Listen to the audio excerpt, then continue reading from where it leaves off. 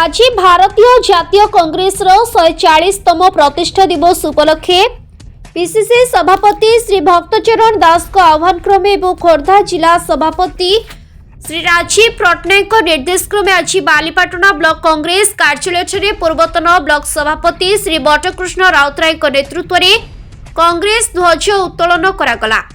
ए कार्यक्रम में शैलेन्दु दास, पुलिन महापात्र, विजय मल्लिक, रमाकांत साहाणी, अजय महांती, संतोष भोल, सौभाग्य स्वाई, श्रीधर साहू, पबीर सामंतराय, शेख रूल, मानु साहा, सिराज खान, शेख कलाम, गुणनिधि बस्तिया, विश्वनाथ बेहरा, त्रिनाथ मल्लिक, काबू महांती, जोहेब हुसैन, नरेंद्र बेहरा आदि जोग देथिले। प्रतिष्ठा दिवस उपलक्षे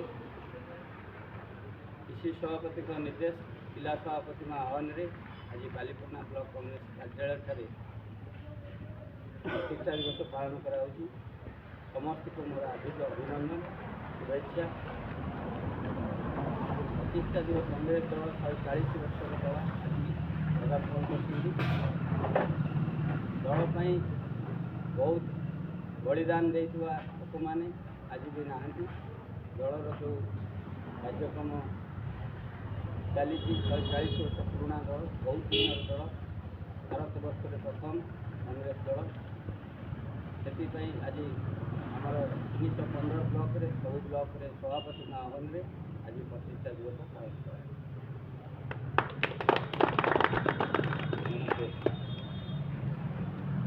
जय जगन्नाथ।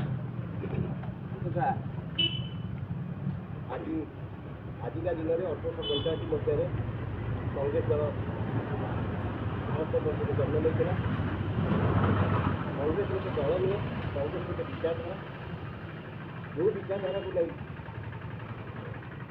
इंग्रेज मैंने आमको शासन करते विचारधारा बल आम आम देश विताड़ित कलु, भारत वर्ष को आम स्वाधीन कलु।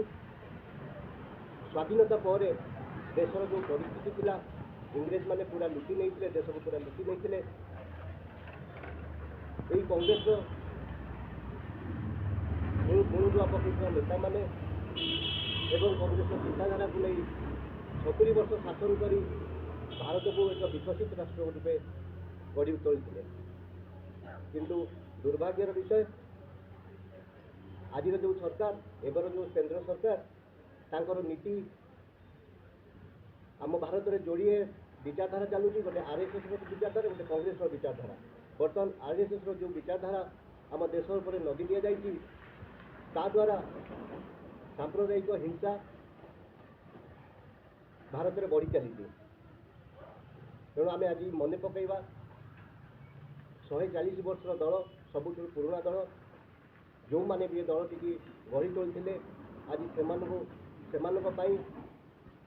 आम मैंने गोटे पताका तले ठिया पारिचे। कांग्रेस कर्मी मैंने एकाठी हो पारुचे। आमर आग को लक्ष्य